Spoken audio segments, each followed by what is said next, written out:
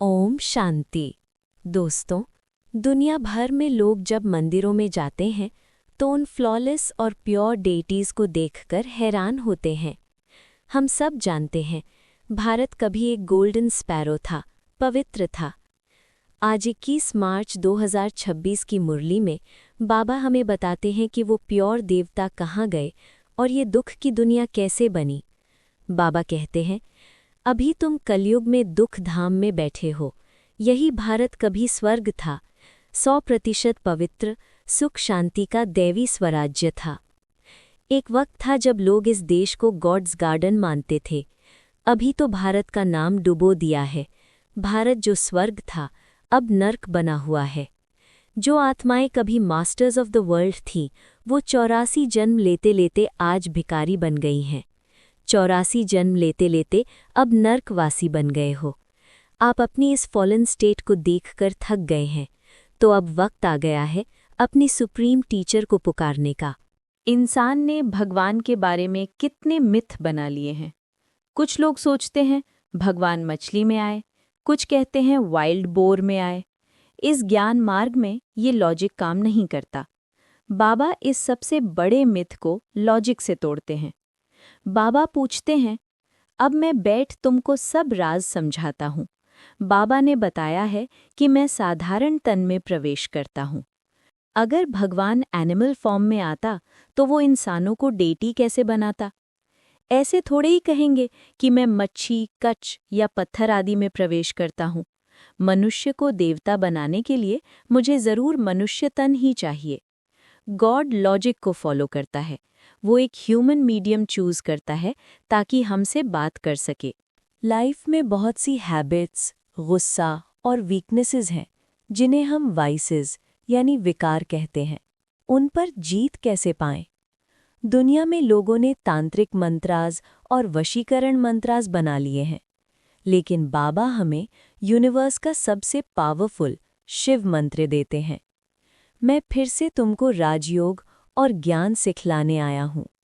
मैं तुमको महावशीकरण मंत्र देता हूँ। ये कोई जादुई मंत्र नहीं, ये एक कनेक्शन है। मंत्र है मन मना भव, यानी मेरे माइंड को मुझसे कनेक्ट करो। यही है शिव मंत्र कि मामेकम याद करो तो तुम स्वर्ग के मालिक बन जाओगे। जब आप उस सुप्रीम क्रिएटर को पहचान कर उससे अपना एब्सोल्यूट लिंक जोड़ते हैं, तब वो लिंक माया को वैनिश कर देता है। इस याद की यात्रा से ही तुम महावीर बन जाओगे। माया आप पर अटैक करेगी, पर इस मंत्र से आप सेफ हैं। दुनिया में लोग मानते हैं कि सन्यासियों ने सब कुछ छोड़ दिया, इसलिए वो सबसे महान हैं। लेकिन बाबा इन दोनों योगा फॉर्म्स में एक बहुत क्लियर डिस्टिंक्शन दिखाते हैं। सन्यासियों का सन्यास फिजिकल यानी जिस्मानी है। वो जंगल भाग जाते हैं ताकि प्योरिटी मेंटेन करें। लेकिन उनकी सेवा कैसे हद की है? उन्हों का है सन्यास धर्म। भारत को पवित्र रखने में उन्हों की भी मदद मिलती है। वो रूहानी सेवा नहीं करते। सन्यासियों के पास ज्ञान नहीं है, वो मुक्ति ढूंढते हैं। पर हमारा योग कौन सा है? मैं तुमको राजयोग सिखाता हूँ। तुम गृहस्थ व्यवहार में रहते हुए पवित्र बनते हो। हमें अपना घर नहीं छोड़ना है। हमें इस दुख की दुनिया के बीच रहते हुए इस पुरानी सृष्टि की मेंटल रिनंसिएशन करनी है, क्योंकि ये नया स्वर्ग बन रही है। बेहद का सन्यास दिमाग का सन्यास है, शरीर का नहीं।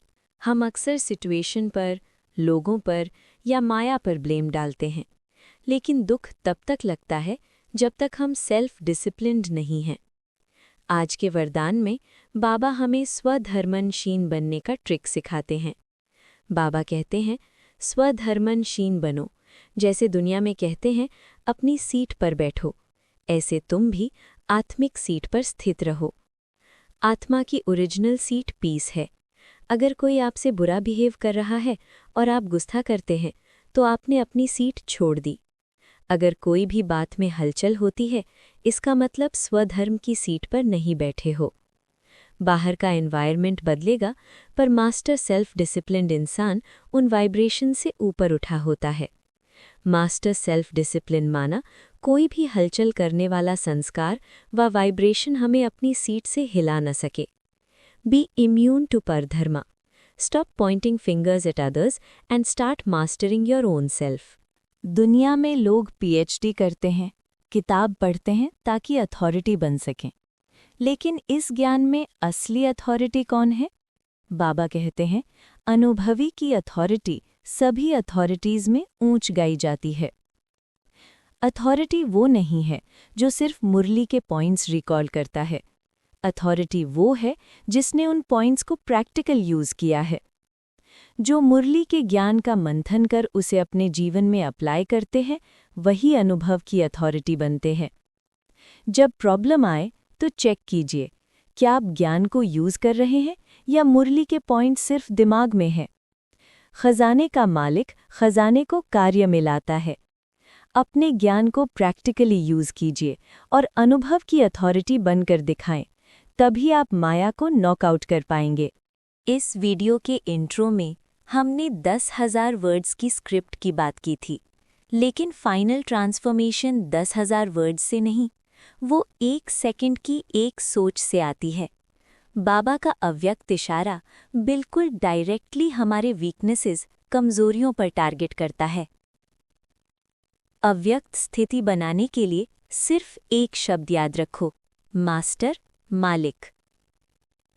आप अपनी वीकनेसेस के गुलाम नहीं हैं, आप उनके मालिक हैं। मैं मास्टर सर्वशक्तिमान हूँ, कमजोरी मेरी दासी है। मैं उस कमजोरी को दासी बनाकर ऑर्डर करूं, ना कि मैं ही कमजोरी के अधीन हो जाऊं। अपने सभी वर्ल्डली लेबल्स, शरीर के रिलेशंस और देह अभिमान को भूलना पड़ेगा। जब तक आप इन यूनिक लेबल से चिपके रहेंगे, तभी तक दुख है। सारे दिन में ये अभ्यास करो, मैं अशरीरी हूँ, मैं मास्टर रचयिता हूँ। ये 1 सेकंड का अभ्यास ही आपको फरिश्ता बना देगा। दुनिया में लोग पैसे जमा करने के लिए दिन रात मेहनत करते हैं, बैंक अकाउंट्स खोलते हैं, लेकिन इस कॉस्मेटिक बैंक अकाउंट के पीछे एक कॉस्मिक अकाउंट भी है, पुण्य का खाता, अकाउंट ऑफ चैरिटी। बाबा हमें डायरेक्ट वॉर्न करते हैं इस यूनिवर्सिटी के वैल्यू के बारे में। सारा मदार पढ़ाई पर है। कोई सर्जन तो इतने होशियार होते हैं जो लाख रुपया भी एक केस पर कमाते हैं। जो होशियार बच्चा डेली स्टडी यानी मुरली करेगा, ज्ञान का चिंतन करेगा, वो पुण्य आत्मा बन जाएंगे और उनका फ्यूचर गारंटीड सेट है। कोई तो बहुत कमाते हैं, कोई को देखो तो कोट भी फटा हुआ पड़ा होगा। ये भी ऐसे है। इसलिए बाबा बार बार कहते हैं, बच्चे कोई भी गफलत नहीं करो। इस यूनिवर्सिटी में निग्लेक्ट यानी गफलत करना बहुत महंगा पड़ेगा। हम मास्टर शिक्षक हैं। मास्टर कहने से बाप स्वतः याद आता है। विशेष स्मृति रहे कि हम पुण्य आत्मा है। पुण्य का खाता जमा करना और कराना यही विशेष सेवा है। अपने हर कर्म से पुण्य जमा कीजिए। जिंदगी में एनर्जी सबसे ज्यादा कहाँ वेस्ट होती है? सोचने में। मेरा ही हिसाब किताब इतना खराब क्यों है? मेरे साथ ही ऐसा क्यों होता है? उसने क्या कहा? इस इंटरनल लीकेज को रोकने का सबसे पावरफुल फॉर्मूला हमारे पास है। बाबा कहते हैं, विस्तार को सार में समाकर अपनी श्रेष्ठ स्थिति बनाने वाले बाप समान लाइट माइट हाउस भव। जब कोई नेगेटिव न्यूज़, गॉसिप या प्रॉब्लम सामने आए तो उसे सीधा कंप्लेस करके एसेंस में यानी सार में समा लो। क्यों क्या के विस्तार में नहीं जाओ, क्योंकि किसी भी बात के विस्तार में जाने से समय और शक्तियां व्यर्थ जाती हैं। एसेंसेस, मैं एक आत्मा हूँ, वो एक आत्मा है, ये सब ड्रामा है और जो हुआ कल्याणकारी है। सेकंड में कंप्रेशन और एनर्जी सेफ। विस्तार को समाकर सार में स्थित होने का अभ्यास करो। इससे अन्य आत्माओं को भी 1 सेकंड में सारे ज्ञान का सार अनुभव करा सकेंगे। ऐसे बनना है जिसके पास नो क्वेश्चन, ओनली सॉल्यूशन। अंत में इस सारी स्पिरिचुअल जर्नी में विजय की गारंटी क्या है? अव्यक्त इशारा एक बहुत ही क्लियर फॉर्मूला देता है। एक्यूरेट मूर्ति बनकर रहना। कैसी भी कड़ी परिस्थिति हो, लेकिन खेल समझने से कड़ी समस्या भी हल्की बन जाती है। कभी भी कमज़ोर संकल्प नहीं करने हैं। सिचुएशंस तो आएंगी, प्रॉब्लम्स तो फेस करनी है, लेकिन उन्हें प्रॉब्लम मत समझो, गेम समझो। हार तब होती है जब निश्चय में कमी आती है। कई बच्चों में हिम्मत है, कहते हैं हाँ करेंगे, सोचेंगे। हिम्मत तो है, लेकिन फेथ नहीं है। फेथफुल के बोल ऐसे नहीं होते। जिसके अंदर 100% फेथ है, उसके लिए प्रॉब्लम कोई प्रॉब्लम नहीं है, वो सीधा विक्ट्री दिखता है। फेथफुल का अर्थ ही है मन, वचन, कर्म, हर बात में निश्चय बुद्धि। उनके मुख से कभी हिम्मतहीन बनाने वाले शब्द नहीं निकल सकते। आइए आज मास्टर ऑलमाइटी बनकर कमजोरी को दासी बनाएं, पुण्य का खाता जमा करें, अपनी पत्थर की बुद्धि को पारस बनाकर अनुभव की अथॉरिटी बने और इस यूनिवर्सल ट्रांसफॉर्मेशन में गॉड्स हेल्पर बनकर विजयी हो जाएं। ओम शांति।